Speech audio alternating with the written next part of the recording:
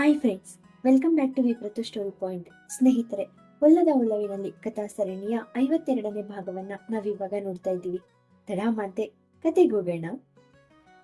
ಆಫೀಸ್ನ conference ಹಾಲ್ನಲ್ಲಿ ಎಲ್ಲರೂ ಒಟ್ಟುಗೂಡಿದ್ರು. ಆಶಿಕ್ ವೇದಿಕೆ ಏರಿ ಮೈಕ್ ಹಿಡಿದು, hey guys, good morning.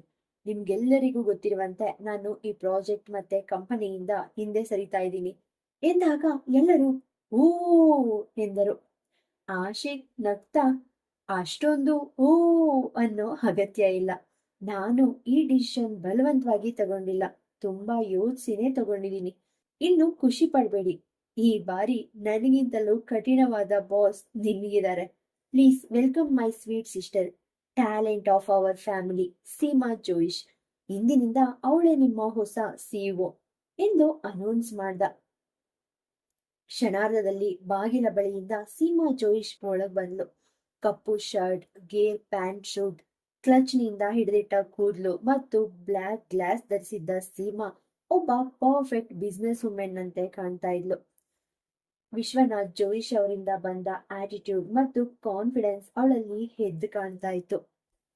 Seema ಅನ್ವಿತಾಗಿಂತ ಕೇವಲ 2-3 ವರ್ಷ ದೊಡ್ಡವಳಾಗಿದ್ಲು. ಅನ್ವಿತಾಗೆ ಸೀಮಾ ಅಂದ್ರೆ ಮೊದಲಿನಿಂದಲೂ ಅಪಾರ ಅಭಿಮಾನ. ತನ್ನ ತಂದೆ ಮತ್ತು ಸಹೋದರನ ನೆರಳಿನಿಂದ ಹೊರಬಂದು ಸ್ವಂತ ಐಡೆಂಟಿಟಿ ಬೆಳೆಸ್ಕೊಂಡಿದ್ದ ಸೀಮಾಳನ್ನ ಅನ್ವಿತಾ ಒಬ್ಬ ಐಡಿಯಲ್ ವುಮೆನ್ ತರ ಭಾವಿಸಿದ್ಲು. ಸೀಮಾ ಬಂದಿದ್ದನ್ನ ನೋಡಿ ಅನ್ವಿತಾಗೆ ತಾನು ರಿಸೈನ್ ಕೊಡೋಕೆ ಬಂದಿರೋದೇ ಮರ್ತು ಹೋಯ್ತು. ಸ್ಟೇಜ್ ಅಲ್ಲಿ ಆಶಿಕ್ ಸೀಮಾ ಜೊತೆ ಶೇಕ್ ಹ್ಯಾಂಡ್ ಮಾಡಿ, ಸೊ ಗೈಸ್, ಇವರೇ ನಿಮ್ಮ ಹೊಸ ಬಾಸ್ ಸೀಮಾ ಜೋಯಿಶ್. ನನ್ ಫ್ಯಾಮಿಲಿಯ ಕೆಲವು ಪ್ರಮುಖ ಜವಾಬ್ದಾರಿಗಳನ್ನ ನಾನು ಪೂರೈಸುವವರೆಗೆ ಅವಳೇ ನಮ್ಮ ಈ ಸಣ್ಣ ಫ್ಯಾಮಿಲಿಯನ್ನ ನೋಡ್ಕೊಳ್ತಾಳೆ ಅಂತ ಹೇಳ್ದ. ಆಶಿಕ್ ಫ್ಯಾಮಿಲಿ ರೆಸ್ಪಾನ್ಸಿಬಿಲಿಟಿ ಅಂದಾಗ ಅನ್ವಿತಾಗೆ ಗೊಂದಲ ಆಯ್ತು. ಆಶಿಕ್ಗೆ ಆಯುಷ್ ಬಗ್ಗೆ ಇನ್ನೂ ಗೊತ್ತಿಲ್ದಿರುವಾಗ ಅವ್ನ್ ಯಾವ ಕುಟುಂಬದ ಬಗ್ಗೆ ಮಾತಾಡ್ತಿದ್ದಾನೆ? ಇನ್ನೊಂದ್ ಕಡೆ ಸೀಮಾಳಂತಹ ಬಾಸ್ ಅಡಿಯಲ್ಲಿ ಕೆಲಸ ಮಾಡುವ ಆಸೆಯಿಂದಾಗಿ ಆಫೀಸ್ ಬಿಟ್ಟು ಹೋಗುವ ಅನ್ವಿತಾಳ ಮನಸ್ಸು ಕೊಂಚ ಅಲ್ಗಾಡೋಕೆ ಶುರುವಾಗಿತ್ತು. ಸೀಮಾ ಅವರ ಸ್ವಾಗತ ಕೂಟದ ನಂತರ ಔಪಚಾರಿಕ ಪರಿಚಯಕ್ಕಾಗಿ ಒಂದು ಸಣ್ಣ ಮೀಟಿಂಗ್ ನಡೀತು. ಅದರಲ್ಲಿ ಎಲ್ಲಾ ಡಿಪಾರ್ಟ್ಮೆಂಟ್ ಹೆಡ್ಸ್ ಗಳನ್ನ ಕರೆಯಲಾಗಿತ್ತು. ಅದರಲ್ಲಿ ಅನ್ವಿತಾಳ ಹೆಸರು ಇತ್ತು. ಲಂಚ್ ನಂತರ ಮೀಟಿಂಗ್ ನಡಿಬೇಕಿದ್ರಿಂದ ಎಲ್ಲರೂ ತಮ್ಮ ಕೆಲಸದಲ್ಲಿ ಬ್ಯುಸಿ ಆದ್ರು. ಅನ್ವಿತಾ ಕೂಡ ತನ್ನ ಕ್ಯಾಬಿನ್ಗೆ ಬಂದು ಪರ್ಸ್ನಿಂದ ರೆಸಿಗ್ನೇಷನ್ ಲೆಟರ್ ಹೊರತೆಗೆದು ಮೇಜಿನ ಮೇಲಿಟ್ಟು ತನ್ನ ನಿರ್ಧಾರದ ಬಗ್ಗೆ ಮತ್ತೊಮ್ಮೆ ಯೋಚನೆ ಮಾಡೋಕೆ ಶುರು ಮಾಡಿದ್ಲು. ಸಾಕಷ್ಟು ಆಲೋಚನೆಯ ನಂತರ ತನ್ನ ಡ್ರೀಮ್ಸ್, ಫ್ಯಾಮಿಲಿ ಮತ್ತು ಸೆಲ್ಫ್ ರೆಸ್ಪೆಕ್ಟ್ ನಡುವಿನ ಹೋರಾಟದಲ್ಲಿ ಕೊನೆಗೂ ಸೆಲ್ಫ್ ರೆಸ್ಪೆಕ್ಟ್ ಹಾಗೂ ಫ್ಯಾಮಿಲಿನೇ ಗೆಲ್ತು. ಆಳವಾದ ನಿಟ್ಟುಸಿರು ಬಿಟ್ಟು ಫುಲ್ ಕಾನ್ಫಿಡೆನ್ಸ್ ನಿಂದ ಕುರ್ಚಿಯಿಂದ ಎದ್ದು ಲೆಟರ್ ಹಿಡಿದು ನೇರವಾಗಿ ಆಶಿಕ್ ಕ್ಯಾಬಿನ್ ಕಡೆಗೆ ಹೋದ್ಲು. ಅಲ್ಲಿಗೆ ತಲುಪಿ ಗ್ಲಾಸ್ ಮೂಲಕ ನೋಡಿದಾಗ ಸೀಮಾ ಮತ್ತೆ ಆಶಿಕ್ ಯಾವುದೋ ಚರ್ಚೆಯಲ್ಲಿ ನಿರತರಾಗಿದ್ದು ಕಾಣಿಸ್ತು. ಅನ್ವಿತಾ ಡೋರ್ ನಾಕ್ ಮಾಡಿ ಪರ್ಮಿಷನ್ ಕೇಳಿದ್ಲು. ಸೀಮಾಗೆ ಏನೋ ಎಕ್ಸ್ಪ್ಲೇನ್ ಮಾಡ್ತಿದ್ದ ಆಶಿಕ್ ತಕ್ಷಣವೇ ಎದ್ದು ಪೂರ್ಣ ಗೌರವದಿಂದ, ಎಸ್ ಅನ್ವಿತಾ, ಪ್ಲೀಸ್ ಕಮಿನ್ ಅಂತ ಹೇಳ್ದ. ಆಶಿಕ್ ಎದುರು ಕುಳಿತು ಫೈಲ್ ನೋಡ್ತಾ ಇದ್ದ ಸೀಮಾ ತಲೆ ಎತ್ತಿ ಒಳಗ್ ಬಂದ ಅನ್ವಿತಾಳನ್ನ ನೋಡಿದ್ಲು. ಅವಳ ಮುಖದಲ್ಲಿ ಸಣ್ಣ ನಗು ಮೂಡ್ತು. ಅಂದ್ರೆ ಅವಳಿಗೆ ಅನ್ವಿತಾ ಬಗ್ಗೆ ಈಗಾಗ್ಲೇ ಚೆನ್ನಾಗ್ ಗೊತ್ತಿತ್ತು. ಅನ್ವಿತಾಳ ಮುಖಭಾವ ನೋಡಿ ವಿಷಯ ಸೀರಿಯಸ್ ಆಗಿದೆ ಅಂತ ಗೆಸ್ ಮಾಡಿದ ಸೀಮಾ ಆಶಿಕ್ ಕಡೆ ತಿರುಗಿ, ಆಶೋಣ, ಬ್ಯಾಲೆನ್ಸ್ ಡೀಟೇಲ್ಸ್ ನಾನು ರಾಜೀವ್ ಹತ್ರ ತಗೊಳ್ತೀನಿ, ನೀವು ಮಾತಾಡಿ ಅಂತ ಹೇಳಿದ್ಲು. ಹೊರಡಲು ಅನ್ವಾದ ಸೀಮಾ ಅನ್ವಿತಾ ಪಕ್ಕ ನಿಂತು ಸ್ವೀಟ್ ಆಗಿ ನಗ್ತಾ, ಹೇ ಅನ್ವಿತಾ, ಫೈನಲಿ ನಾವು ಮೀಟ್ ಆದ್ವಿ. ಅಂದಾಗೆ ಆಶು ಅಣ್ಣ ಹೇಳಿದಕ್ಕಿಂತ ನೀನ್ ಇನ್ನೂ ತುಂಬಾ ಕ್ಯೂಟ್ ಆಗಿದ್ಯಾ. ಓಕೆ ಗೈಸ್, ನೀವು ಮಾತಾಡಿ, ನಾನಂತೂ ಇನ್ಮೇಲೆ ಡೈಲಿ ಮೀಟ್ ಮಾಡ್ತೇನೆ ಇರ್ತೀನಿ ಅಂತ ಹೇಳಿ ಹೊರಟೋದ್ಲು. ಈಗ ಕ್ಯಾಬಿನ್ ನಲ್ಲಿ ಬಹಳ ದಿನಗಳ ನಂತರ ಆಶಿಕ್ ಮತ್ತೆ ಅನ್ವಿತಾ ಫೇಸ್ ಟು ಫೇಸ್ ನಿಂತಿದ್ರು. ಇಬ್ರು ಮನ್ಸಿನಲ್ಲೂ 10 ಕ್ವೆಶನ್ಸ್, ಅಪಾಲಜೀಸ್ ಮತ್ತೆ ಕಂಪ್ಲೇಂಟ್ಸ್ ಇದ್ವು. ಹೇಳಲು ಕೇಳಲು ತುಂಬಾ ಇತ್ತಾದರೂ ಇಬ್ರಿಗೂ ಮಾತುಗಳೇ ಸಿಗ್ಲಿಲ್ಲ. ಇಬ್ರು ಒಂದೇ ಬಾರಿಗೆ ಮಾತಾಡೋಕೆ ಶುರು ಮಾಡಿ ಮತ್ತೆ ಮೌನವಾದ್ರು. ಅನ್ವಿತಾ ಕೊಂಚ ಕಿರಿಕಿರಿಯಿಂದ ಆಶಿಕ್ ಕಡೆ ನೋಡಿ, ಸರ್, ಆಕ್ಚುಲಿ ನಾನ್ ನಿಮ್ ಹತ್ರ ಒಂದು ಅರ್ಜೆಂಟ್ ವಿಷಯ ಮಾತಾಡ್ಬೇಕು ಅಂತ ಹೇಳಿದ್ಲು. ಅನ್ವಿತಾ ಧ್ವನಿಯಲ್ಲಿದ್ದ ಆತುರ ಮತ್ತು ಕೋಪವನ್ನ ಗಮನಿಸಿದ ಆಶಿಕ್, ಎಸ್, ಯಾಕಿಲ್ಲ ಅನ್ವಿತಾ, ಪ್ಲೀಸ್ ಕುತ್ಕೋ, ಆರಾಮವಾಗಿ ಕುಳಿತು ಮಾತಾಡೋಣ ಅಂತ ಹೇಳ್ದ. ಅನ್ವಿತಾ ಎದುರಿನ ಚೇರ್ ಮೇಲೆ ಕುಳಿತು ಕೈಯಲ್ಲಿದ್ದ ರೆಸಿಗ್ನೇಷನ್ ಲೆಟರ್ ಅನ್ನ ಆಶಿ ಕಡೆಗೆ ಚಾಚಿದ್ಲು. ಆಶಿಕ್ ಅದನ್ನ ನೋಡ್ದೆ ಪಕ್ಕಕ್ಕಿಟ್ಟು ಎರಡು ಕೈಗಳನ್ನ ಟೇಬಲ್ ಮೇಲಿಟ್ಟು ಸೈಲೆಂಟ್ ಆಗಿ ಅವಳನ್ನೇ ನೋಡತೊಡಗ್ದ. ಕಣ್ಣುಗಳನ್ನ ಕೆಳಗಿಟ್ಟಿದ್ದ ಅನ್ವಿತಾಗೆ ಆಶಿಕ್ನ ನೋಟ ತನ್ನ ಮೇಲೆಯೇ ಇದೆ ಎಂಬುದು ಫೀಲ್ ಆಗ್ತಾ ಇತ್ತು. ಆದ್ರೂ ಧೈರ್ಯ ತಂದ್ಕೊಂಡು ಈ ಬಾರಿ ಅವನ ಕಣ್ಣುಗಳನ್ನೇ ನೇರವಾಗಿ ನೋಡೋಕೆ ಡಿಸೈಡ್ ಮಾಡಿದ್ಲು. ಯಾಕಂದ್ರೆ ಇಷ್ಟೆಲ್ಲ ಆದ್ಮೇಲೆಯೂ ತನ್ನ ತಪ್ಪಿಲ್ದಿದ್ರು ತಲೆ ತಗ್ಸಿ ಮಾತಾಡಿದ್ರೆ ಇಂದಿನ ಅನ್ವಿತಾಗೂ 3 ವರ್ಷಗಳ ಹಿಂದೆ ವಿರಾಜ್ ಮನೆಯಲ್ಲಿದ್ದ ಅನ್ವಿತಾಗೂ ಯಾವುದೇ ಡಿಫ್ರೆನ್ಸ್ ಇರೋದಿಲ್ಲ. ಎದುರಿಗಿರೋದು ಆಶಿಕ್ ಆಗಿರ್ಲಿ ಅಥವಾ ಬೇರೆ ಯಾರೇ ಆಗಿರ್ಲಿ, ಇನ್ಮೇಲೆ ತಲೆ ಬಗ್ಗಿಸ್ಬಾರ್ದು ಅಂತ ನಿರ್ಧರಿಸಿ ತನ್ನ ಆಂತರಿಕ ದೌರ್ಬಲ್ಯವನ್ನ ಹತೋಟಿಗೆ ತಂದ್ಕೊಂಡು ತಲೆ ಎತ್ತಿ ಅವನನ್ನ ದಿಡ್ಸಿದ್ಲು. ಸರ್, ನಾನು ರೆಸಿಗ್ನೇಷನ್ ಇಡೋಕೆ ಬಯಸ್ತೀನಿ. ಇದು ನನ್ನ ರೆಸಿಗ್ನೇಷನ್ ಲೆಟರ್. ನಾನು ಇನ್ ಮುಂದೆ ಈ ಕಂಪ್ನಿಯಲ್ಲಿ ವರ್ಕ್ ಮಾಡೋಕೆ ಸಾಧ್ಯ ಇಲ್ಲ ಅಂತ ಹೇಳಿದ್ಲು. ಆಶಿಕ್ ಅದಕ್ಕೆ ಯಾವುದೇ ದೊಡ್ಡ ರಿಯಾಕ್ಷನ್ ಕೊಡ್ಲಿಲ್ಲ. ಆಕೆ ಇದಕ್ಕಾಗಿಯೇ ಬಂದಿದ್ದಾಳೆ ಅಂತ ಅವನಿಗೆ ಮುಂಚಿತವಾಗಿಯೇ ಗೊತ್ತಿದ್ದ ಹಾಗಿತ್ತು. ಅವನು ಸೈಲೆಂಟ್ ಆಗಿ ಲೊಟ್ಕೊಟಿಯಿಂದ ಪತ್ರ ಹೊರ ತೆಗೆದು ಅದ್ರ ಮೇಲೆ ರಿಸೀವ್ಡ್ ಎಂದು ಬರೆದು ಸೈನ್ ಮಾಡಿ ಮೇಜಿನ ಡ್ರಾಯರ್ ನಲ್ಲಿಟ್ಟ. ಅನ್ವಿತಾ ಎದ್ದು ಹೊರಡಲು ಅನುವಾದಾಗ ಆಶಿಕ್ ಹಿಂದಿನಿಂದ, ಅನ್ವಿತಾ, ನಿನ್ ಮಾತ್ ಕೇಳ್ದೆ, ಆದ್ರೆ ನಮ್ಮ ಡಿಸ್ಕಷನ್ ಇನ್ನು ಕಂಪ್ಲೀಟ್ ಆಗಿಲ್ಲ, ಪ್ಲೀಸ್ ಕುತ್ಕೋ ಅಂತ ಹೇಳ್ದ. ಅನ್ವಿತಾಗೆ ಇಷ್ಟ ಇಲ್ದಿದ್ರು ಮತ್ತೆ ಕುಳಿದ್ಲು. ಆಶಿಕ್ ಪಕ್ಕದಲ್ಲಿದ್ದ ಒಂದು ಫೈಲ್ ಎತ್ತಿ ಅವಳ ಕೈಗಿಡ್ತಾ, ಇದು ನೀನು ಇಲ್ಲಿ ಜಾಯಿನ್ ಆದಾಗಿನಿಂದ ನಿನಗೆ ಸಿಕ್ಕ ಪ್ರಮೋಷನ್ಸ್ ಮತ್ತೆ ಅಗ್ರಿಮೆಂಟ್ಸ್ ಕಂಪ್ಲೀಟ್ ಡೇಟಾ ಅಂತ ಹೇಳ್ದ. ಅನ್ವಿತಾ ಕ್ವಶನಿಂಗ್ ಲುಕ್ ನಿಂದ ಫೈಲ್ ಓಪನ್ ಮಾಡಿದ್ಲು. ಆಶಿಕ್ ಮುಂದುವರಿಸ್ತಾ, ಈ ಫೈಲ್ ನ 3ನೇ ಪೇಜ್ ನೋಡು. ನೀನು ಈ ಕಂಪನಿಯ ಜೊತೆ 3 ಇಯರ್ಸ್ ಕಾಂಟ್ರಾಕ್ಟ್ಗೆ ಸೈನ್ ಮಾಡಿದ್ಯಾ. ನೀನು ಜಾಯಿನ್ ಆಗಿ 1 ಇಯರ್ 11 ಮಂತ್ಸ್ ಆಗಿದೆ. ಇನ್ನು ಕಂಪ್ಲೀಟ್ 13 ಮಂತ್ಸ್ ಬ್ಯಾಲೆನ್ಸ್ ಇದೆ. ಕಂಪ್ನಿ ಪಾಲಿಸಿ ಪ್ರಕಾರ ಅಗ್ರಿಮೆಂಟ್ ಮುಗಿಯೋ ಮುನ್ನ ನೀನು ಬೇರೆ ಕಂಪ್ನಿಗೆ ಶಿಫ್ಟ್ ಆದ್ರೆ ಕಂಪ್ನಿ ನಿನ್ ಮೇಲೆ ಲೀಗಲ್ ಆಕ್ಷನ್ ತಗೋಬಹುದು. ಹಾಗೆ ಕಂಪ್ನಿಯೂ ಸಹ ಯಾವುದೇ ವ್ಯಾಲಿಡ್ ರೀಸನ್ ಇಲ್ಲದೆ ನಿನ್ನನ್ನ ಟರ್ಮಿನೇಟ್ ಮಾಡೋ ಹಾಗಿಲ್ಲ. ಹಾಗ್ ಮಾಡಿದ್ರೆ ಫ್ಯೂಸ್ ಪೆನಾಲ್ಟಿ ಪೇ ಮಾಡ್ಬೇಕಾಗುತ್ತೆ. ಕಾಂಟ್ರಾಕ್ಟ್ ರೂಲ್ಸ್ ಓದಿನೇ ನೀನು ಸೈನ್ ಮಾಡಿದ್ಯಾ ಅಲ್ವಾ ಅಂತ ಸಣ್ಣ ನಗೆಯೊಂದಿಗೆ ಹೇಳ್ದ. ಅನ್ವಿತಾ ಕೋಪದಿಂದ ಮುಷ್ಟಿ ಬಿದ್ದು ಸೈಲೆಂಟ್ ಆದ್ಲು. ಆಶಿಕ್ ನಗ್ತಾ, ಸೊ ಅನ್ವಿತಾ ಅವರೇ, ಈಗ ನಿಮ್ ಕಂಪ್ಲೀಟೇಷನ್ ನಿಮ್ ಕೈಯಲ್ಲೇ ಇದೆ. ನಮ್ಮ ಬೆಸ್ಟ್ ಎಂಪ್ಲಾಯಿಯನ್ನ ಅನಗತ್ಯವಾಗಿ ಕಳಿಸಿ ಪೆನಾಲ್ಟಿ ಕಟ್ಟೋಕೆ ನಮ್ಗಂತೂ ಇಷ್ಟ ಇಲ್ಲ. ನಮಗ್ ನಿಮ್ಮಿಂದ ಯಾವುದೇ ಪ್ರಾಬ್ಲಮ್ಸ್ ಇಲ್ಲ. ಒಂದ್ ವೇಳೆ ನೀವು ಕೋರ್ಟ್ ಹೋಗ್ತೀನಿ ಅಂದ್ರೆ ಅದು ಬೋರ್ಡ್ ಆಫ್ ಡೈರೆಕ್ಟರ್ಸ್ ಕೈಯಲ್ಲಿದೆ. ನಾ ಪರ್ಸನಲ್ ಆಗಿ ಏನು ಮಾಡೋಕ್ ಸಾಧ್ಯ ಇಲ್ಲ ಅಂತ ಹೇಳ್ದ. ಇದನ್ನ ಕೇಳಿ ಅನ್ವಿತಾಳ ಕೋಪ ನೆತ್ತಿಗೇರ್ತು. ಇಷ್ಟು ಹೊತ್ತು ತಾಳ್ಮೆ ಇದ್ದದವಳು ತಕ್ಷಣವೇ ಎದ್ ನಿಂತು 2 ಕೈಗಳನ್ನ ಟೇಬಲ್ ಮೇಲೆ ಗಟ್ಟಿಯಾಗಿ ಕುಟ್ಟಿ ಕೋಪದ ಕಣ್ಣುಗಳಿಂದ ಆಶಿಕ್ ನನ್ನ ದಿಟ್ಟಿಸ್ದ. ಮಿಸ್ಟರ್ ಜೋಯಿಶ್, ನೀವು ನನ್ನನ್ನ ಬ್ಲಾಕ್ ಮೇಲ್ ಮಾಡ್ತಿದ್ದೀರಾ ಅಂತ ಗರ್ಜಿಸಿದ್ಲು. ಕೋಪದಲ್ಲಿ ಅನ್ವಿತಾ ಇನ್ನು ಕ್ಯೂಟ್ ಆಗಿ ಕಾಣ್ತಿರೋದನ್ನ ನೋಡಿ ತನ್ನ ಹಾರ್ಟ್ ಬೀಟ್ ಕಂಟ್ರೋಲ್ ಮಾಡ್ಕೊಂಡ ಆಶಿಕ್ ತಾನು ಎದ್ ನಿಂತು ಮೇಜಿನ ಮೇಲೆ ಕೈಯಿಟ್ಟು ಅವಳಷ್ಟೇ ಹತ್ರವಾಗಿ ಪ್ರೀತಿಯಿಂದ ಹೇಳ್ದ, ಖಂಡಿತ ಇಲ್ಲ ಅನ್ವಿತಾ. ನೀನು ನಮ್ ಕಂಪ್ನಿಯನ್ನ ಬಿಟ್ಟು ಹೋಗೋಕೆ ಸಾಧ್ಯ ಇಲ್ಲ ಅಂತ ಹೇಳ್ತಿದೀನಿ ಅಷ್ಟೆ. ಈ ಅಗ್ರಿಮೆಂಟ್ ಮತ್ತು ಪಾಲಿಸಿಗೆ ನೀನೇ ಓದಿ ಸೈನ್ ಮಾಡಿದ್ದು. ಆಗ ನಾನಿಲ್ಲಿ ಇರ್ಲೇ ಇಲ್ಲ. ನೀನು ರೂಲ್ಸ್ ಅಂಡ್ ರೆಗ್ಯುಲೇಷನ್ಸ್ ನ ಅನ್ಫಾಲೋ ಮಾಡೋ ಹುಡುಗಿಯಲ್ಲ ಅಂತ ನನ್ಗೂ ಗೊತ್ತು. ಇದು ಜಸ್ಟ್ ಕೆಲವು ತಿಂಗಳ ವಿಷಯ ಅಷ್ಟೆ. ಆಮೇಲೆ ನೀನ್ ಎಲ್ಲಿ ಬೇಕಿದ್ರು ವರ್ಕ್ ಮಾಡು. ನಾನ್ ನಿನ್ ರೆಸಿಗ್ನೇಷನ್ ನ ಅಕ್ಸೆಪ್ಟ್ ಮಾಡಿದೀನಿ. ಆದ್ರೆ ಇನ್ನು ಟೈಮ್ ಇದೆ ಅಷ್ಟೆ ಅಂತ ಹೇಳ್ದ. ಅನ್ವಿತಾ ಕೊಂಚ ತಡವರಿಸಿ, ಫ್ಯೂಚರ್ ನಲ್ಲಿ ನೀವು ನನ್ ಬಾಸ್ ಆಗ್ತೀರಾ ಅಂತ ಗೊತ್ತಿದ್ರೆ ನಾನು ಈ ಕಾಂಟ್ರಾಕ್ಟ್ಗೆ ಸೈನ್ ಮಾಡ್ತಾನೆ ಇರ್ಲಿಲ್ಲ ಅಂತ ಹೇಳಿದ್ಲು. ಅವಳ ಕಣ್ಣುಗಳಲ್ಲಿ ನೀರ್ ಜಾರ್ತು. ಆಶಿಕ್ಗೆ ಅರ್ಥ ಆಯ್ತು, ಅದು ಬರೀ ಕೋಪ ಅಲ್ಲ, ಕಳೆದ 2 ವರ್ಷಗಳಿಂದ ಅವಳು ಹತ್ತಿಕ್ಕಿದ್ದ ಪ್ರೀತಿ ಮತ್ತೆ ನೋವು. ಅವಳೊಳಗಿನ ಆ ಭಾರವೆಲ್ಲವೂ ಹೊರಬರ್ಲಿ ಅಂತ ಅವನು ಕಾಯ್ತಾ ಇದ್ದ. ಅನ್ವಿತಾ ಕೋಪದಿಂದ ಕ್ಯಾಬಿನಿಂದ ಹೊರಡೋಕೆ ಹೋದಾಗ ಆಶಿಕ್ ಬೇಗನೆ ಬಂದು ಡೋರ್ ಬಳಿ ನಿಂತು ಅವಳ ಭುಜಗಳನ್ನ ಗಟ್ಟಿಯಾಗಿ ಹಿಡ್ಕೊಂಡ.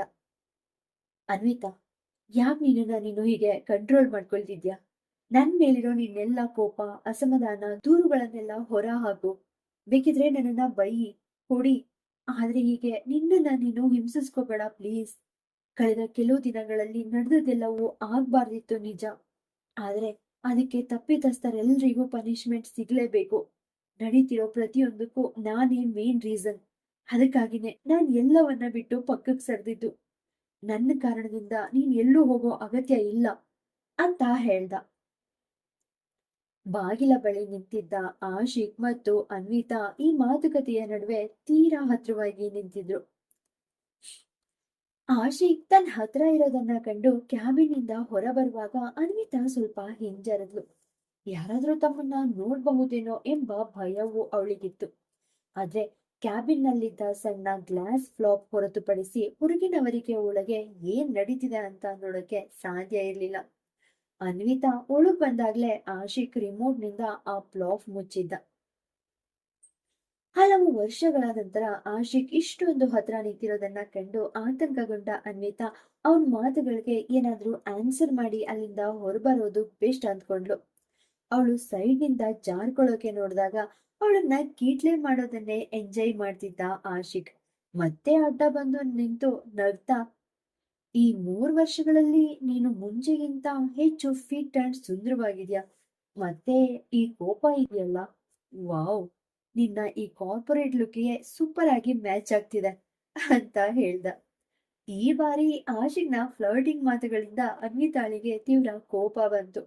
ಅವಳು ಅವನ್ ಕಣ್ಣುಗಳನ್ನ ನೇರವಾಗಿ ನೋಡ್ತಾ, ಕಂಪ್ನಿ ಬಾಸ್ ಆಗಿ ನಿನ್ನದೇ ಕ್ಯಾಬಿನ್ ನಲ್ಲಿ ಒಬ್ಬ ಎಂಪ್ಲಾಯ್ ಜೊತೆ ಈ ಬಿಹೇವ್ ಮಾಡೋಕೆ ನಿನ್ಗೆ ಶೇಮ್ ಅನ್ಸಲ್ವಾ ಮಿಸ್ಟರ್ ಆಶಿಕ್?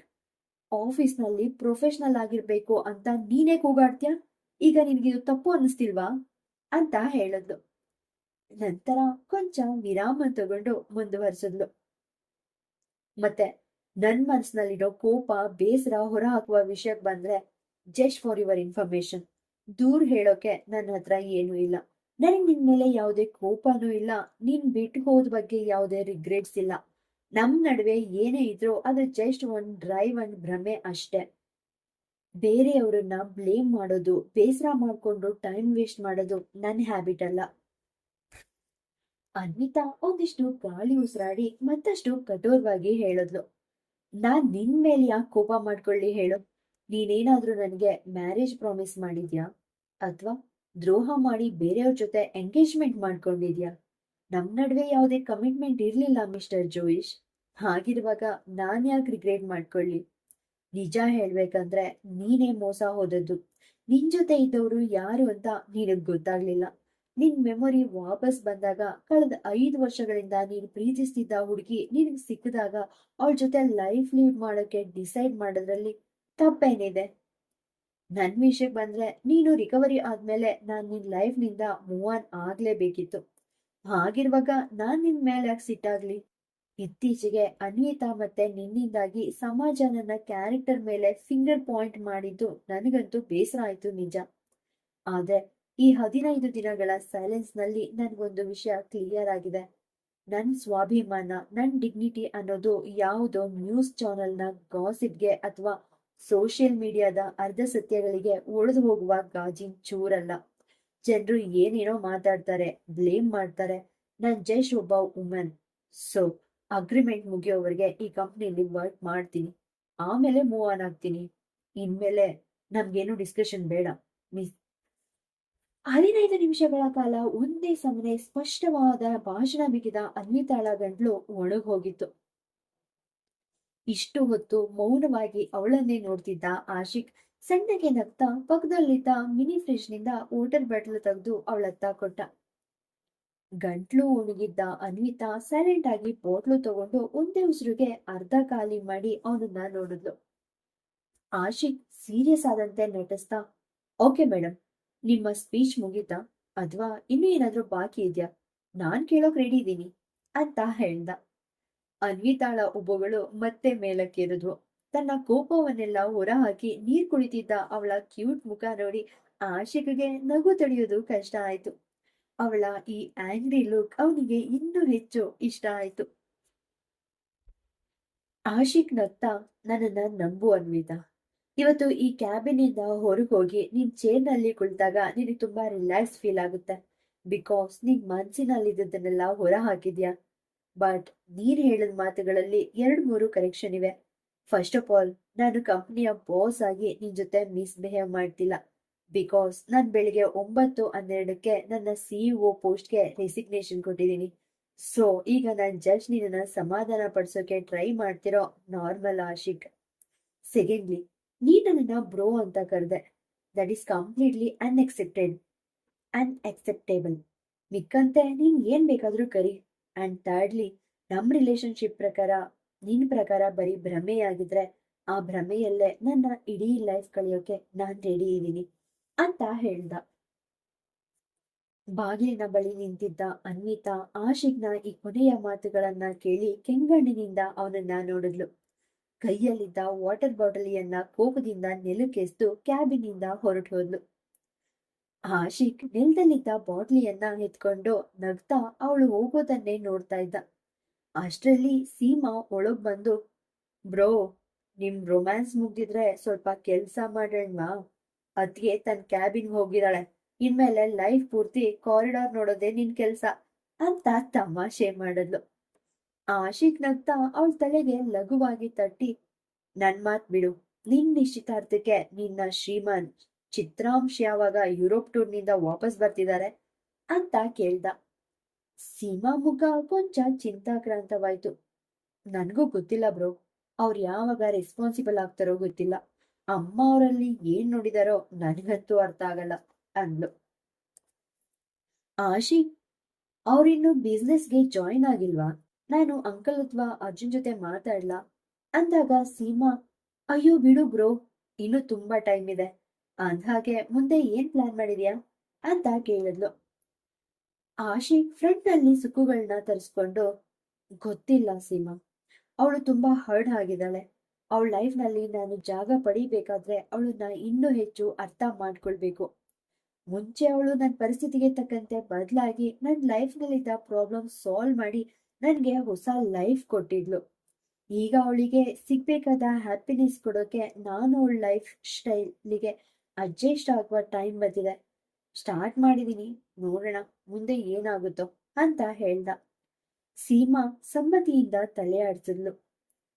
ಮತ್ತೊಂದೆಡೆ ಕೋಪದಿಂದ ಕ್ಯಾಬಿನ್ಗೆ ಬಂದ ಅನ್ವಿತಾಳಿಗೆ ಆಶಿಕ್ ಕೊನೆಯಲ್ಲಿ ಆಡಿದ ಜೋಕ್ಸ್ ನೆನಪಾಗಿ ತಾನೇ ಅರಿಯದಂತೆ ಮುಖದಲ್ಲಿ ಸಣ್ಣ ನಗು ಮೂಡ್ತು. ತನ್ನ ಚೇರ್ನಲ್ಲಿ ಕುಳಿತು ಕಣ್ಮುಚ್ಚಿದಾಗ ಅವಳಿಗೆ ಗ್ರಹಿಕೆಯಾಯಿತು. ಇಷ್ಟು ದಿನಗಳ ನಂತರ ಯಾರ ಬಳಿಯೂ ಮನಸ್ಸು ಬಿಚ್ಚಿ ಮಾತನಾಡಿದಕ್ಕೆ ತನ್ನ ಮನಸ್ಸು ಎಷ್ಟು ರಿಲ್ಯಾಕ್ಸ್ ಆಗಿದೆ ಅಂತ. ನಮ್ಮ ಮನಸ್ಸಿನಲ್ಲಿ ಹತ್ತಿಕ್ಕಿದ್ದ ಕೋಪ, ನೋವು ಮಾತುಗಳ ಮೂಲಕ ಹೊರ ಬಂದಾಗ ಮನಸ್ಸು ಅಗ್ರ ಆಗೋದು ಸಹಜ. ಇವತ್ತು ಅನ್ವಿತಾಳಿಗೂ ಅದೇ ಆಗಿತ್ತು. ಯಾರು ತಡಿಡಿಯದೆ ಜಡ್ಜ್ ಮಾಡದೆ ಆಶಿಕ್ ಅವಳ ಮಾತುಗಳನ್ನ ಸೈಲೆಂಟ್ ಆಗಿ ಕೇಳಿಸ್ಕೊಂಡಿದ್ದ. ಈಗ ಯಾವುದೇ ಟೆನ್ಷನ್ ತಗೋಬಾರ್ದು ಅಂತ ಡಿಸೈಡ್ ಮಾಡಿದ ಅನ್ವಿತಾ ತನ್ನ ಆಲೋಚನೆಗಳನ್ನ ಪಕ್ಕಕ್ಕಿಟ್ಟು ಕೆಲಸದಲ್ಲಿ ನಿರತಳಾದ್ಲು. ಆದ್ರೆ ಇದು ಬರೀ ಬಿಗಿನಿಂಗ್ ಅಷ್ಟೇ. ಮನೆಗೆ ಹೋದ್ಮೇಲೆ ತನಗಾಗಿ ಒಂದು ಹ್ಯೂಜ್ ಸರ್ಪ್ರೈಸ್ ವೇಟ್ ಮಾಡ್ತಿದೆ ಅನ್ನೋದು ಅವಳಿಗೆ ತಿಳಿದಿರ್ಲಿಲ್ಲ.